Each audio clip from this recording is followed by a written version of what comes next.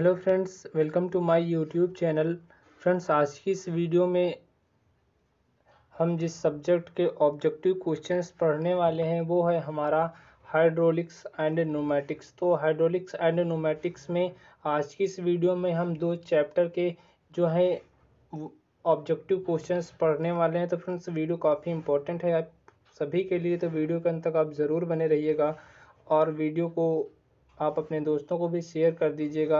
और चैनल पर आप पहली बार आ रहे हो तो चैनल को भी सब्सक्राइब कर लेना, साथ ही बेल आइकन को ज़रूर प्रेस करना इसी तरह के लेटेस्ट वीडियोस के अपडेट हमसे रेगुलर पाने के लिए। फ्रेंड्स, इससे पहले मैंने आपके लिए काफ़ी वीडियोस अपलोड कर रखी हैं, चाहे वो आपका हाइड्रोलिक्स हो, कैड कैम हो या आपका रेफ्रिजरेशन एंड एयर कंडीशनिंग हो।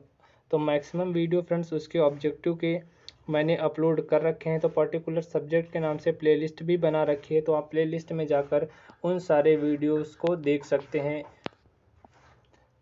तो चलिए, आज का हमारा पहला क्वेश्चन जो पूछा गया है उस पर सबसे पहले बात करते हैं। क्वेश्चन हमारा आया है एंकर ब्लॉक से। तो क्वेश्चन फर्स्ट मैं पढ़ रहा हूँ।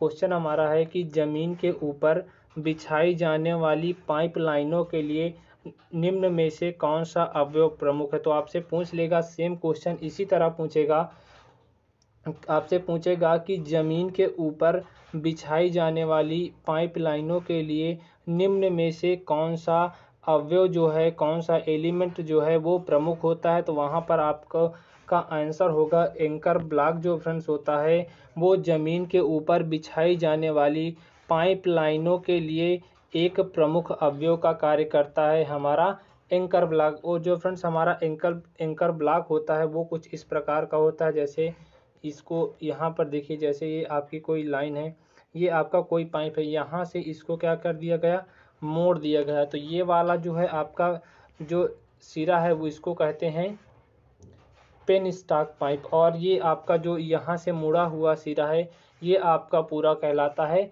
Anchor block. तो आपको समझ में आ गया होगा कि एंकर ब्लॉक है क्या। इसका कार्य होता है ज़मीन के ऊपर बिछाई जाने वाली पाइप लाइनों के लिए जो हमारा एंकर ब्लॉक होता है वो एक मेन एलिमेंट की तरह कार्य करता है। चलिए नेक्स्ट क्वेश्चन पे चलते हैं। हमारा फ्रेंड्स अगला क्वेश्चन पूछा गया है हमसे कि एंकर ब्लॉक का मुख्य कार्य क्या होता है। तो क्वेश्चन इंपॉर्टेंट है, पढ़ लीजिएगा। आपसे पूछ सकता है कि एंकर ब्लॉक का मुख्य कार्य क्या होगा। देखिए, सभी तो क्वेश्चन आपके ऑब्जेक्टिव नहीं होंगे, कुछ तो आपके वन लाइनर क्वेश्चन होंगे, तो पढ़ लीजिएगा अच्छे से। एक या दो आपके वन लाइनर क्वेश्चन आपको ज़रूर मिलेंगे, तो आप अच्छे से इनको भी पढ़ लीजिएगा। क्वेश्चन रिपीट कर रहा हूँ आपका एक बार फिर से। क्वेश्चन हमारा फ्रेंड्स पूछा गया है कि एंकर ब्लॉक का प्रमुख कार्य क्या होता है। तो इसका आपका आंसर होगा एंकर ब्लॉक का प्रमुख कार्य है पेन स्टॉक पाइप को फिक्स करना तथा पाइप को किसी भी दिशा में मूवमेंट करने से रोकना। वो हमारा एंकर ब्लॉक का मुख्य कार्य होता है।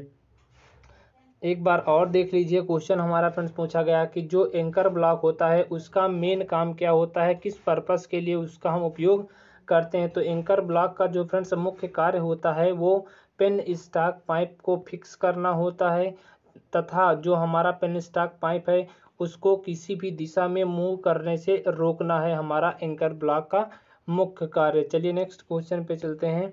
हमारा फ्रेंड्स अगला क्वेश्चन पूछा गया है कि एंकर ब्लॉक को डिजाइन किस लिए किया जाता है, यानी कि एंकर ब्लॉक को बनाया किस लिए जाता है, किस पर्पस के लिए हम एंकर ब्लॉक को डिज़ाइन करते हैं। तो इसका आंसर हो जाएगा पानी के धक्के को सहने के लिए ही हमारा एंकर ब्लॉक का डिज़ाइन किया गया है। अभी मैंने उसका डायग्राम भी बनाया था कि जैसे यहाँ से आपका पानी का फ्लो आता है और इसको क्या करना है, तो मोड़ना है। तो यहाँ से जो पानी आएगा उसके धक्के को सहने के लिए ही एंकर ब्लॉक का हम प्रयोग करते हैं। तो आपसे पूछ ले कि निम्न में से एंकर ब्लॉक का डिज़ाइन किसके लिए किया जाता है, तो वहाँ पर आपका आंसर होगा पानी के धक्के को सहने के लिए हम एंकर ब्लॉक का डिज़ाइन करते हैं। चलिए नेक्स्ट क्वेश्चन पे चलते हैं। फ्रेंड्स हमारा अगला क्वेश्चन पूछा गया है कि पेन स्टॉक पाइप का प्रयोग कहाँ किया जाता है। इंपॉर्टेंट क्वेश्चन आपका पूछ लेगा कि पेन स्टॉक पाइप जो होती है उसका हम प्रयोग कहाँ करते हैं। तो इसका राइट आंसर होगा कि ये जलाशय से पावर हाउस तक पानी को लाने के लिए इसका हम प्रयोग करते हैं। यानी कि जो फ्रेंड्स हमारा पेन स्टॉक होगा उसका प्रयोग करेंगे जलाशय से पावर हाउस तक पानी को लाने के लिए हम पेन स्टॉक पाइप का प्रयोग करते हैं। तो अच्छे से याद रखिएगा कि जो हमारा पेन स्टॉक पाइप होता है उसका कार्य होता है जलाशय से पावर हाउस तक पानी को लाने का कार्य हमारा पेन स्टॉक के द्वारा किया जाता है। चलिए नेक्स्ट क्वेश्चन पे चलते हैं। हमारा फ्रेंड्स अगला क्वेश्चन पूछा गया है कि जब कोई तरल पूरी तरह घर्षण रहित यानी कि फ्रिक्शन रहित माध्यम में प्रवाहित होता है तो उसकी ऊर्जा में क्या प्रभाव पड़ता है। तो क्वेश्चन एक बार आप अच्छे से फिर से देखेंगे। आपसे फ्रेंड्स क्वेश्चन पूछा गया है कि जब कोई तरल यानी कि जब कोई फ्लूइड हमारा है वो किसी फ्रिक्शनलेस यानी कि घर्षण रहित मीडियम में प्रवेश करता है तो उसकी ऊर्जा में क्या प्रभाव पड़ेगा। तो इसको आप अच्छे से पढ़ लीजिएगा। क्वेश्चन आपका पूछा घर्षण रहित माध्यम में प्रवेश करता है जब हमारा फ्लूइड, तो क्या होगा कि जब हमारा फ्लूइड जो है वो घर्षण रहित माध्यम में प्रवेश होगा तो वहाँ पर ऊर्जा में कोई हानि नहीं होगी। ये इम्पोर्टेंट पॉइंट आप नोट कर लीजिएगा इसको, कि जब हमारा कोई तरल है वो घर्षण रहित माध्यम में जब प्रवेश करता है तो उसकी ऊर्जा में कोई हानि नहीं होती है, उसकी ऊर्जा में कोई लॉसेस नहीं होता। तो आप इसको अच्छे से पढ़ लीजिएगा। चलिए नेक्स्ट क्वेश्चन पे चलते हैं।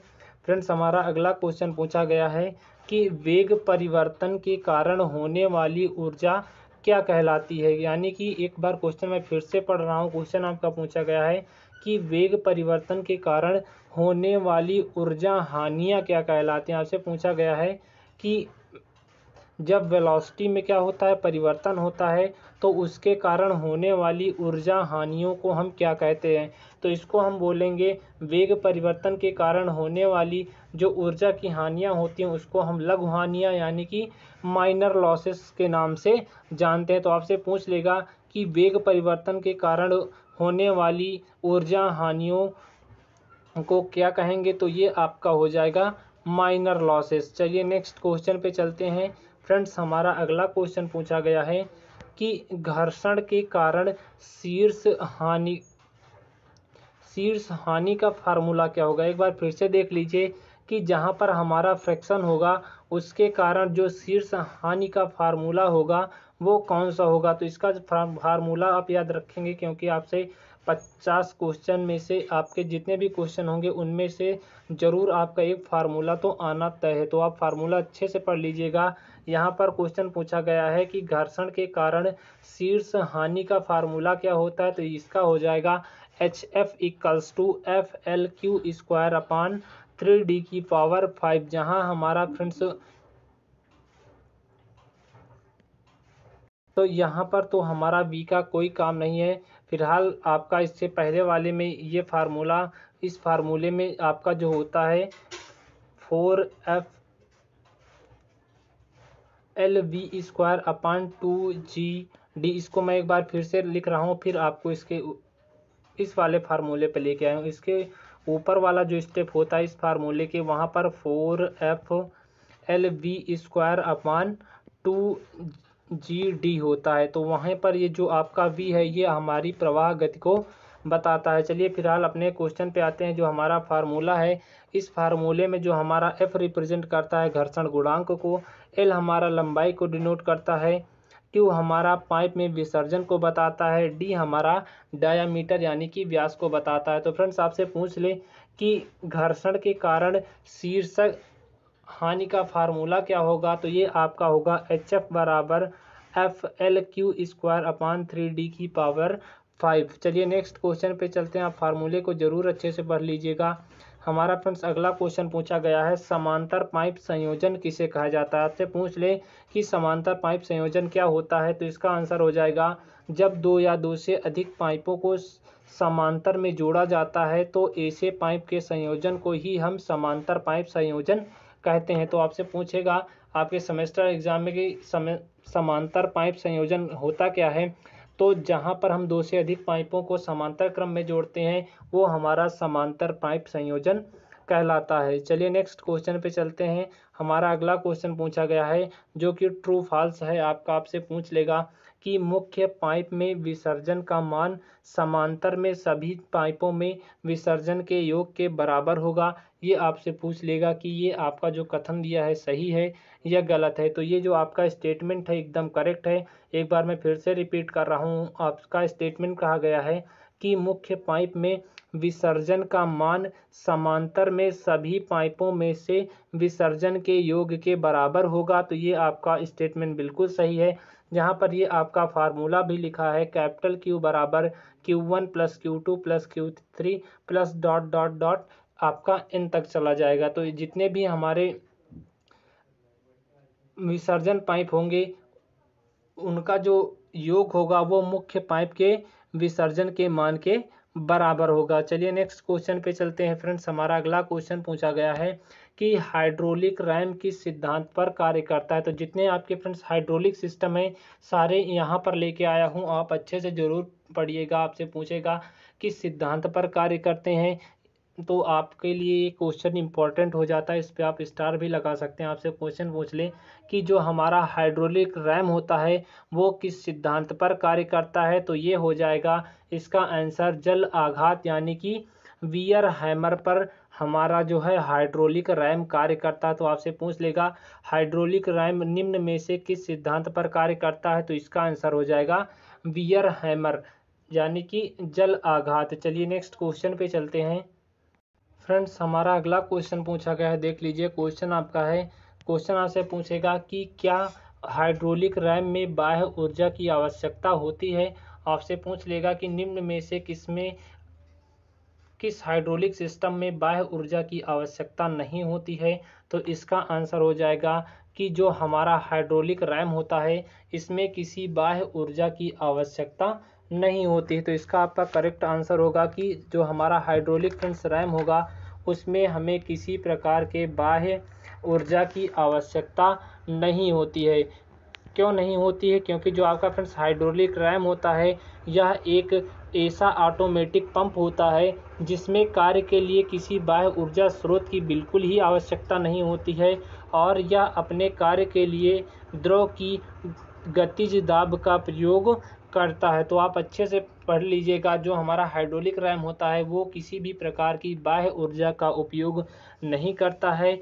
यह अपने कार्य के लिए जो ऊर्जा का इस्तेमाल करता है वो है द्रव की गतिज दाब ऊर्जा का प्रयोग कर लेता है। चलिए नेक्स्ट क्वेश्चन पे चलते हैं फ्रेंड्स। हमारा अगला क्वेश्चन पूछा गया है कि हाइड्रोलिक जैक का प्रयोग कहाँ पर किया जाता है। तो आपको शायद पता होगा, आपने देखा भी होगा कि जो हमारा फ्रेंड्स हाइड्रोलिक जैक होता है उसका प्रयोग हम कार, बस, ट्रक आदि वाहनों में पहियों को बदलने के लिए करते हैं। साथ ही उसकी जो मेंटेनेंस के लिए वाहन को उठाने का कार्य भी आपका हाइड्रोलिक के जैक के द्वारा किया जाता है। जहां पर आपके 4 व्हीलर फ्रेंड्स बनते हैं तो या 2 व्हीलर्स भी हो गए, उनको ऊपर उठाने के लिए, उनका मेंटेनेंस करने के लिए वहाँ पर हम हाइड्रोलिक जैक का प्रयोग कर लेते हैं। चलिए नेक्स्ट क्वेश्चन पे चलते हैं फ्रेंड्स। हमारा अगला क्वेश्चन पूछा गया है कि हाइड्रोलिक जैक किसके कार्य प्रणाली पर कार्य करता है, यानी कि जो हमारा फ्रेंड्स हाइड्रोलिक जैक होता है वो किसके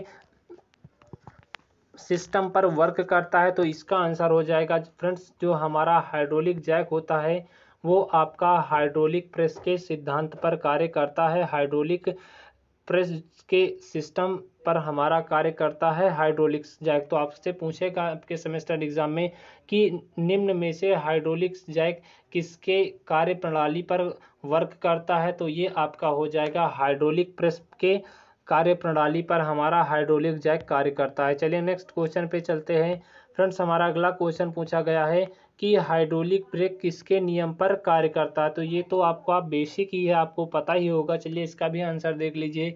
जो हमारा फ्रेंड्स हाइड्रोलिक ब्रेक होता है वो हमारे पास्कल के नियम पर कार्य करता है। जो पास्कल फ्रेंड्स है इनका पूरा नाम नोट कर लीजिए। ये जो बी पास्कल हैं इन्हीं को ही हम पास्कल के नाम से जानते हैं। तो पास्कल का पूरा नाम जो है आपका है बी पास्कल। ये कहाँ के वैज्ञानिक थे, ये हमारे थे फ्रांसीसी वैज्ञानिक बी पास्कल।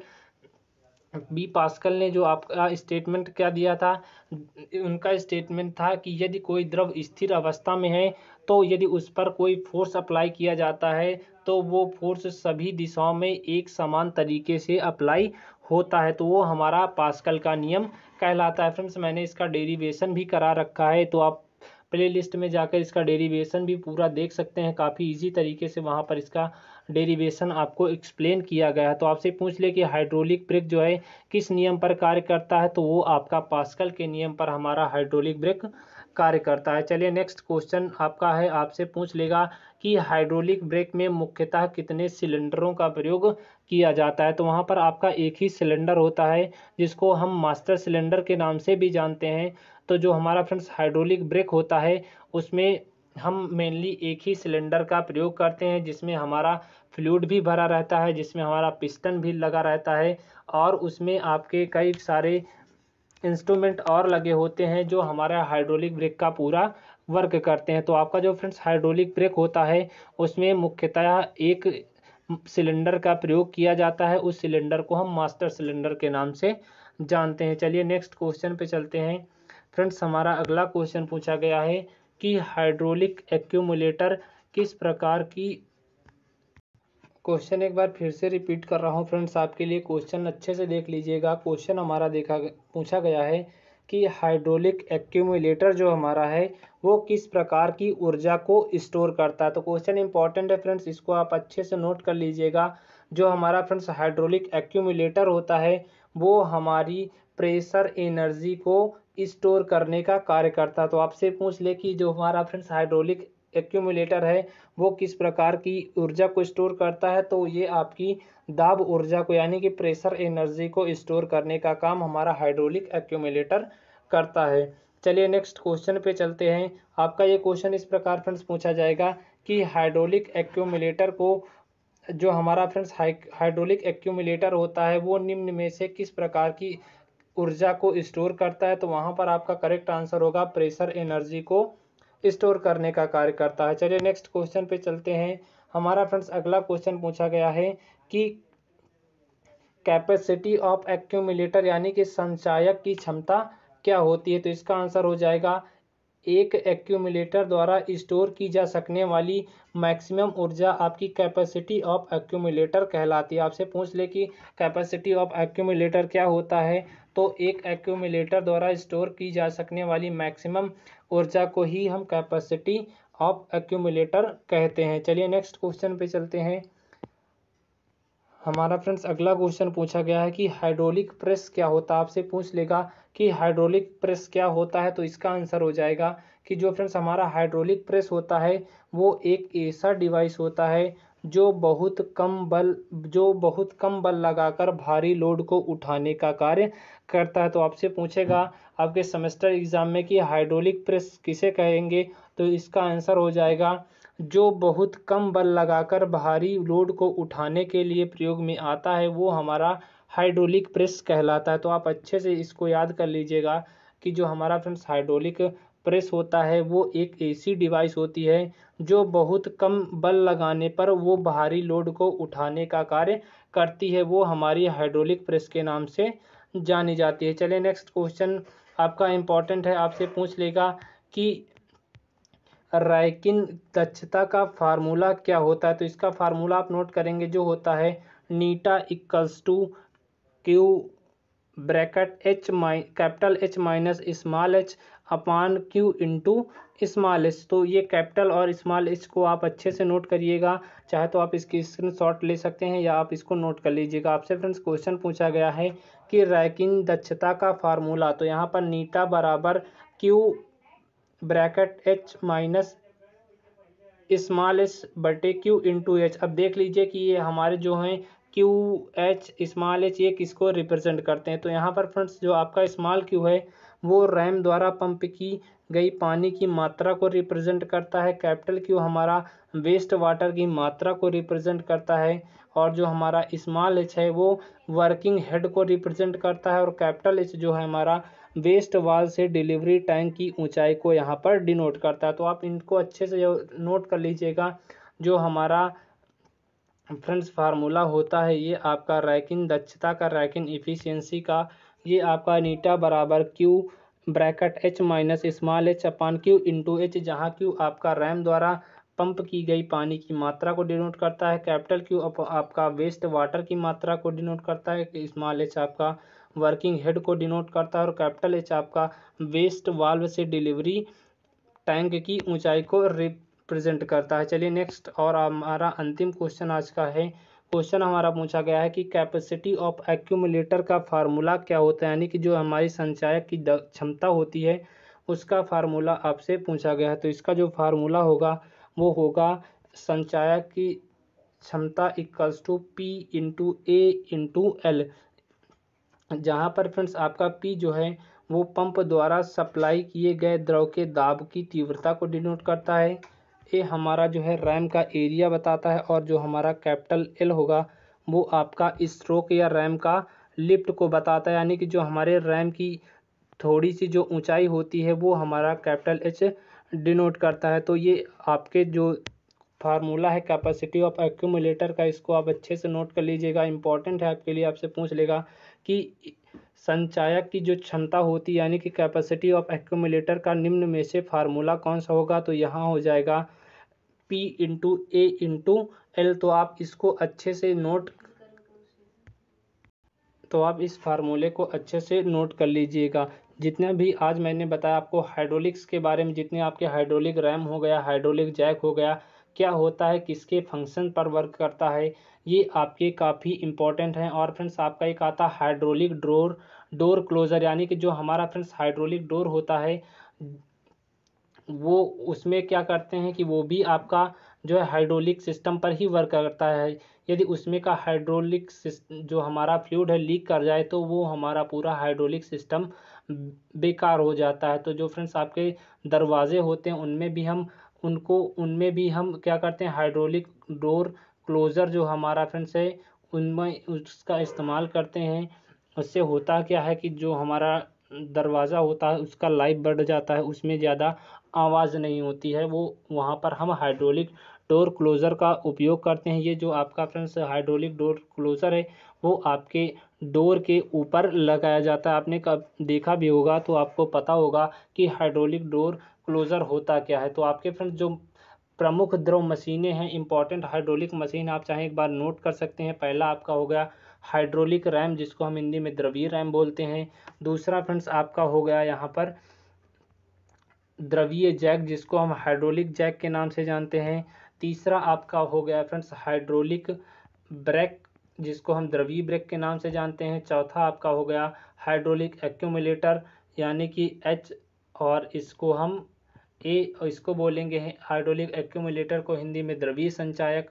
पांचवा आपका हो गया हाइड्रोलिक डोर क्लोज़र, जिसको हम बोलेंगे द्रवीय डोर क्लोज़र।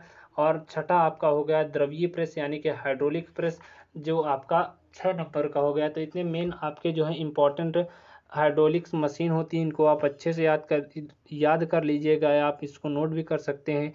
तो फ्रेंड्स उम्मीद करता हूँ आपको आज का वीडियो अच्छा लगा होगा। कमेंट कर आप ज़रूर बताइएगा, और आप चैनल पर पहली बार आए हों तो चैनल को भी आप सब्सक्राइब कर लेना, साथ ही बेल आइकन को ज़रूर हिट कर लेना इसी तरह के लेटेस्ट वीडियोस के अपडेट हमसे रेगुलर और कंटिन्यूअस पाने के लिए। इसकी पीडीएफ जो है आपको टेलीग्राम पर प्रोवाइड करा दूंगा, लिंक आपको टेलीग्राम की वीडियो के डिस्क्रिप्शन बॉक्स में मिल जाएगी। तो वहां से जाकर आप इस पीडीएफ को आप डाउनलोड कर सकते हैं। तो आपसे फ्रेंड्स एक ही रिक्वेस्ट है, आपके लिए इतनी मेहनत करता हूँ टॉपिक को पढ़ना, उसके बाद उससे क्वेश्चन को निकालना, आप केवल इतना साथ दीजिएगा मेरा, आप वीडियो को ज़्यादा से ज़्यादा शेयर करिएगा। तो थैंक यू फ्रेंड्स, आप सभी का मिलते हैं आपसे नेक्स्ट वीडियो में अगले इंपॉर्टेंट टॉपिक के साथ। तब तक मस्त रहिए, खुश रहिए, पढ़ते रहिए। मिलते हैं आपसे नेक्स्ट वीडियो में। Tata bye bye, take care, have a nice day.